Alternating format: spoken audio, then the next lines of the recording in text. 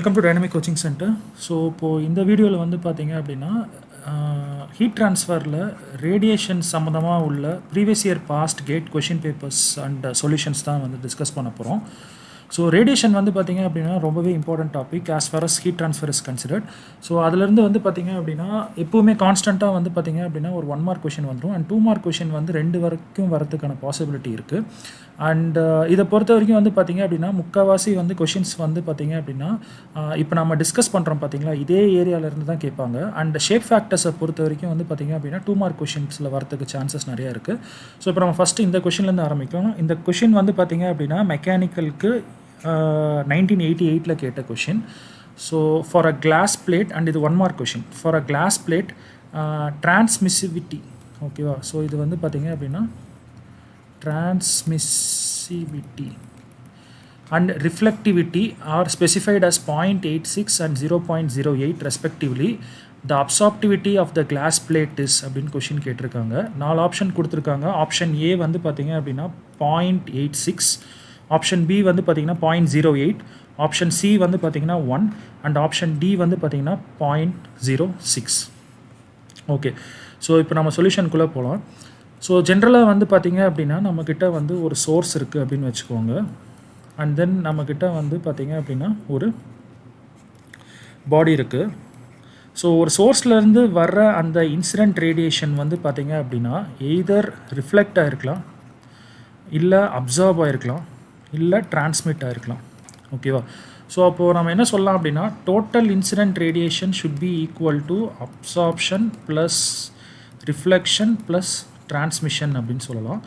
So இந்த QY அப்படிங்கிற left hand side டேர்மை வந்து நான் ரைட் ஹேண்ட் சைடுக்கு கொண்டு வந்துட்டேன் அப்படின்னா ஒவ்வொரு ரைட் ஹேண்ட் சைட் டேர்மையும் நம்ம டிவைட் பண்ணுற மாதிரி இருக்கும். ஸோ அப்போது QA/QI plus QR/QI plus QT/QI. So டோட்டலாக இருக்கிற இன்சிடென்ட் ரேடியேஷனில் எவ்வளோ அமௌண்ட் அப்சார்ப் ஆகிருக்கு அப்படிங்கிறது தான் ஃபஸ்ட்டு டேர்ம். ஸோ அப்போ நம்ம என்ன சொல்லலாம் அப்படின்னா இந்த QA/QI அப்படிங்கிற டேர்மை வந்து அப்சார்ப்டிவிட்டி ஆல்ஃபா அப்படின்னு சொல்லலாம். அண்டு அதே மாதிரி செகண்ட் டேர்ம் வந்து பார்த்திங்க அப்படின்னா உங்களுக்கு என்ன இருக்குது அப்படின்னா QR/QIன்னு இருக்குது. ஸோ இதை வந்து நம்ம ரிஃப்ளெக்டிவிட்டி ரோ அப்படின்னு சொல்லலாம். அண்ட் அதே மாதிரி தேர்ட் டேர்ம் வந்து பார்த்திங்க அப்படின்னா உங்களுக்கு என்ன இருக்குது அப்படின்னு பார்த்தீங்கன்னா QT/QI. ஸோ இதை வந்து டிரான்ஸ்மிசிவிட்டி டவ் அப்படின்னு சொல்லலாம். ஓகேவா? ஸோ இதில் வந்து பார்த்திங்கன்னா நம்ம சோர்ஸையும் ஒரு பாடியும் கன்சிடர் பண்ணியிருக்கோம். இது ரெண்டுக்கும் நடுவில் மீடியம் இல்லை அப்படிங்கிற ஒரு அசம்ஷன் வந்து இருக்குது. ஸோ மீடியமே இல்லாமல் நடக்கிற அந்த ஹீட் ட்ரான்ஸ்ஃபர் வந்து பார்த்திங்கன்னா நம்ம radiation mode of heat transfer சொல்லுவோம். ஸோ அப்போ 1 = alpha plus rho plus tau. Okay, இப்போ கொஷினில் வந்து பார்த்திங்க அப்படின்னா உங்களுக்கு ரிஃப்ளெக்டிவிட்டி கொடுத்துருக்காங்க ரோ, அதோட வேல்யூ கொடுத்துருக்காங்க. அண்ட் டிரான்ஸ்மிசிவிட்டி, அந்த டிரான்ஸ்மிசிவிட்டி டவ் வேல்யூ கொடுத்துருக்காங்க 0.86 அப்படின்னு. ஸோ நம்ம ரோ வேல்யூவும் டவ் வேல்யூவும் தெரியும். உங்களுக்கு கொஷினில் வந்து ஆல்ஃபா அப்சார்ப்டிவிட்டி தான் கேட்டிருக்காங்க. ஸோ அந்த 2 டேர்மையும் வந்து நம்ம லெஃப்ட் ஹேண்ட் சைடுக்கு கொண்டு போயிட்டோம் அப்படின்னா உங்களுக்கு ஆல்ஃபா வேல்யூ தெரிஞ்சிடும். ஸோ ஒரு ஸ்ட்ரெயிட் ஃபார்வர்ட் 1 மார்க் கொஷின். இது வந்து எல்லா காம்படிட்டிவ் எக்ஸாம்ஸ்லையும் கேட்பாங்க. ஸோ ஆன்சர் வந்து பார்த்திங்க அப்படின்னா it is coming around 0.06. So correct option வந்து பார்த்திங்க அப்படின்னா ஆப்ஷன் டி. ஓகே, ஸோ ரொம்பவே சிம்பிளான ஒரு இது. ஸோ நெக்ஸ்ட் கொஷின்குள்ளே போகலாம். ஸோ செகண்ட் கொஷின், இந்த கொஷின் வந்து பார்த்திங்க அப்படின்னா 1991 கேட்டிருக்காங்க. A diffuse radiation surface has அப்படின்னு சொல்லி 4 ஆப்ஷன் கொடுத்துருக்காங்க. ஆப்ஷன் ஏ வந்து பார்த்திங்கன்னா radiation intensity is independent of angle. Option B emissive power is independent of angle. Option C emissive power is independent of wavelength. Option D வந்து பார்த்திங்கன்னா radiation intensity is independent of both angle and wavelength அப்படிங்கிற மாதிரி கொடுத்துருக்காங்க. So 2 type of reflection இருக்குது ஆக்சுவலாக ரேடியேஷனை பொறுத்த வரைக்கும். ஒன்று வந்து பார்த்திங்க அப்படின்னா டிஃப்யூஸ் அப்படின்னு ஒன்று இருக்குது. இன்னொன்று வந்து பார்த்திங்க அப்படின்னா ஸ்பெக்குலார் அப்படின்னு ஒன்று இருக்குது. ஸோ இது 2ஐயும் பேஸ் பண்ணி தான் இந்த கொஷின் கேட்டிருக்காங்க. இதில் டிஃப்யூஸ் டைப் ஆஃப் ரேடியேஷன் அப்படிங்கிறத வந்து நம்ம எதை சொல்லுவோம் அப்படிங்கிற அந்த ஸ்டேட்மெண்ட்டே வந்து பார்த்திங்க அப்படின்னா கொஷினாக கேட்டிருக்காங்க. இதுவும் ஒரு 1 மார்க் கொஷின். ஸோ சொல்யூஷனுக்குள்ளே போகலாம். ஸோ ஜென்ரலாக வந்து பார்த்திங்க அப்படின்னா ஒரு டிஃப்யூஸ் பாடி எடுத்துக்கிட்டிங்க அப்படின்னா உங்களுக்கு வந்து ரிஃப்ளெக்ஷன்ஸ் வந்து பார்த்திங்க அப்படின்னா எந்த ஆங்கிளில் வேணால் நடக்கலாம், அதாவது எல்லா டைரெக்ஷன்லையும் நடக்கும் அப்படிங்கிற மாதிரி சொல்லலாம். ஸோ நம்ம ஃபஸ்ட்டு ஸ்பெக்குலர் பார்த்துட்டோன்னா உங்களுக்கு கிளியராகவே ஐடியா கிடச்சிரும். ஸ்பெக்குலர் பாடியை பொறுத்த வரைக்கும் இப்போ ஃபார் எக்ஸாம்பிள் இந்த ரே இருக்குது பார்த்திங்களா, இந்த ரேவை வந்து நான் இன்சிடென்ட் அப்படின்னு சொல்கிறேன். இந்த இன்சிடென்ட் வந்து பார்த்திங்க அப்படின்னா இந்த பாடியோட நார்மலுக்கு மேக் பண்ணுற ஆங்கிள் வந்து தீட்டா அப்படின்னு வச்சுக்கலாம்.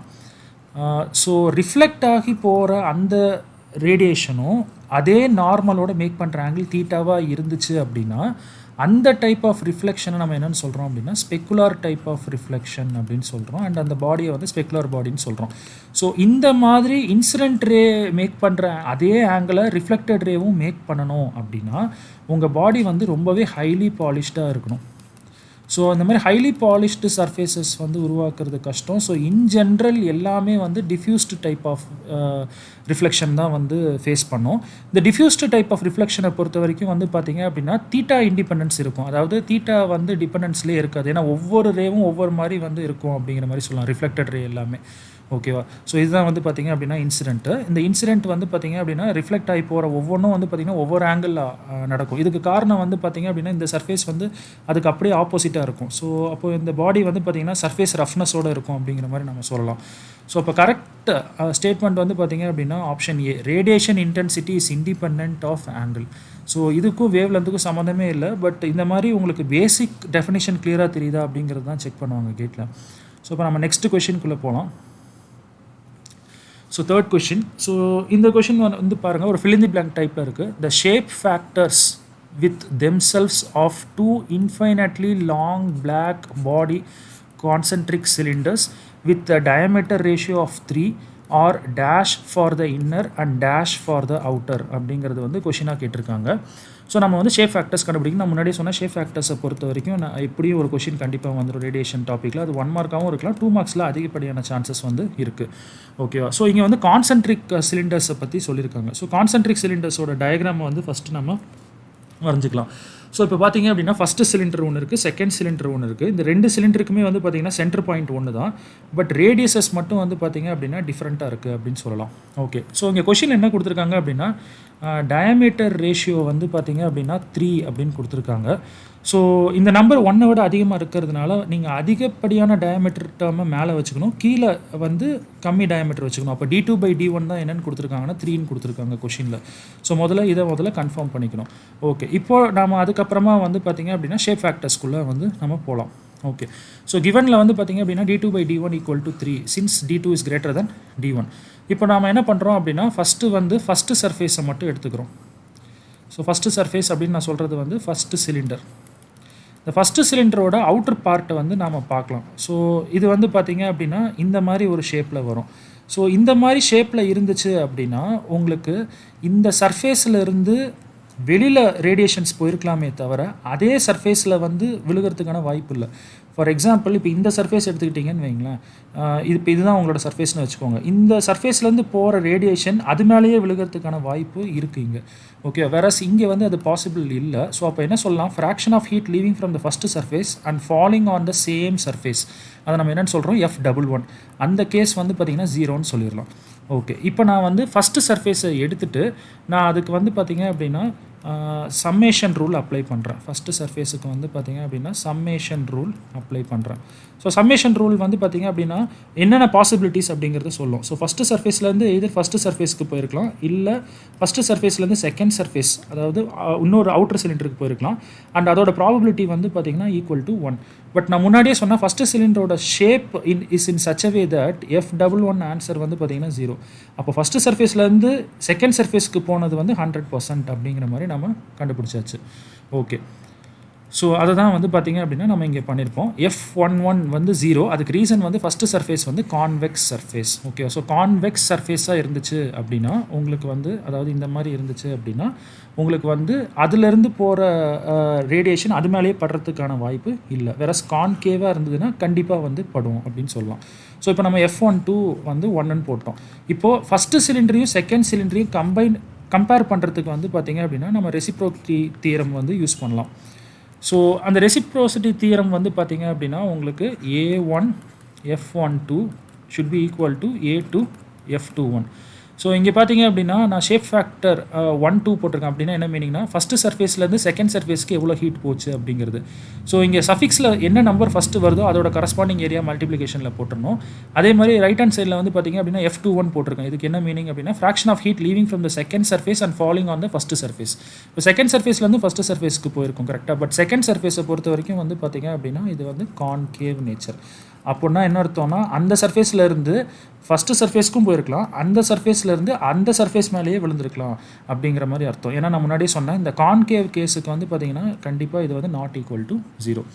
ஓகே, ஸோ இப்போ நமக்கு வந்து பார்த்திங்க அப்படின்னா F12 ஆன்சர் நமக்கு தெரியும் 1 அப்படிங்கிறது. ஸோ F21 மட்டும் நம்ம கண்டுபிடிக்கலாம். F21 வந்து பார்த்திங்க அப்படின்னா A1/A2 அப்படின்னு நம்ம சொல்லலாம் ரேஷியோ. ஓகேவா? ஸோ இப்போது ஏரியா வந்து பார்த்திங்க அப்படின்னா சர்ஃபேஸ் ஏரியா போடணும். அப்போ ஃபஸ்ட்டு சிலிண்டரோட சர்ஃபேஸ் ஏரியா வந்து πD1L போட்டுக்கலாம். செகண்ட் சர்ஃபேஸ் ஏரியா வந்து πD2L போட்டுக்கலாம்.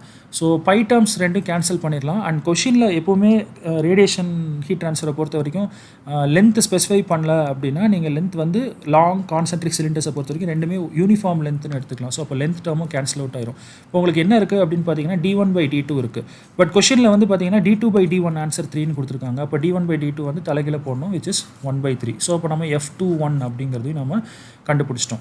இப்போ அடுத்தது செகண்ட் சர்ஃபேஸை மட்டுமே எடுத்துகிட்டு நாம் வந்து சம்மேஷன் ரூல் அப்ளை பண்ண முடியும். அப்போது செகண்ட் சர்ஃபேஸ்லேருந்து வெளியில் போகிற ஹீட் வந்து செகண்ட் சர்ஃபேஸ் மேலே விழுந்திருக்கலாம், இல்லை ஃபஸ்ட்டு சர்ஃபேஸ் மேலே விழுந்திருக்கலாம். அண்ட் அதோட ப்ராபபிலிட்டி வந்து ஈக்குவல் டு 1. பட் நம்ம ஆல்ரெடி F21 கண்டுபிடிச்சிட்டோம், which is 1/3. ஸோ அப்போ F22 வேணும் அப்படின்னா நம்ம என்ன பண்ணலாம் அப்படின்னா அந்த 1/3 டேர்மை அந்த சைடு எடுத்துகிட்டு போகலாம். So which is 1 - 1/3. So answer வந்து பார்த்திங்க அப்படின்னா 2/3ன்னு வந்துடும். ஓகேவா? ஸோ இப்போ மொத்தமாக வந்து பார்த்திங்க அப்படின்னா நம்ம 4 ஷேப் ஃபேக்டர் கண்டுபிடிச்சிருக்கோம். என்னென்ன அப்படின்னு பார்த்தீங்கன்னா ஃபஸ்ட்டு சிலிண்டர்லேருந்து ஃபஸ்ட்டு சிலிண்டருக்கு மேலே படுறது வந்து 0, reason convex. And F12 answer வந்து 1. அண்ட் அதே மாதிரி F21 கண்டுபிடிச்சிருக்கோம், அதே மாதிரி F22 கண்டுபிடிச்சிருக்கோம். இதில் ஃபஸ்ட் அண்ட் செகண்ட் சிலிண்டரோட கம்பேரிசனுக்கு வந்து நம்ம ரெசிப்ரோசிட்டி தியரம் வந்து யூஸ் பண்ணோம். ஸோ இப்போ அந்த 4 ஷேப் ஃபேக்டரும் நம்ம கண்டுபிடிச்சிட்டோம். கொஷினில் என்ன கேட்டிருக்காங்க அப்படிங்கிறத பார்த்தோம் அப்படின்னா ஷேப் ஃபேக்டர்ஸ் வித் தெம்செல்ஸ் அப்படின்னு என்ன அர்த்தம்? செகண்ட் சிலிண்டர்லேருந்து செகண்ட் சிலிண்டரோட ஆன்சர் என்ன, அதே மாதிரி ஃபஸ்ட்டு சிலிண்டர்லேருந்து ஃபஸ்ட்டு சிலிண்டரோட ஆன்சர் என்ன அப்படிங்கிறது வந்து கொஷினில் கேட்டிருக்காங்க. ஃபஸ்ட்டு சிலிண்டர்லேருந்து ஃபஸ்ட்டு சிலிண்டர் மேலே சர்ஃபேஸ் மேலே விழுகிறது வந்து பார்த்திங்கன்னா 0 அப்படின்னு கண்டுபிடிச்சிட்டோம். அண்ட் F22 வந்து ஃபைனலாக வந்து நம்ம கண்டுபிடிச்சோம், which is 2/3. ஓகேவா? ஸோ இப்போ நம்ம வந்து பார்த்திங்க அப்படின்னா 2 ஆன்சருமே கண்டுபிடிச்சாச்சு. ஸோ இப்போ இந்த வரைக்கும் உள்ள ப்ராப்ளம்ஸ் எல்லாமே பாருங்கள். இதில் ஏதாவது டவுட் இருந்ததுன்னா கேளுங்கள். நம்ம நெக்ஸ்ட் கிளாஸில் இதை வந்து அப்படியே கண்டினியூ பண்ணலாம். தேங்க்யூ.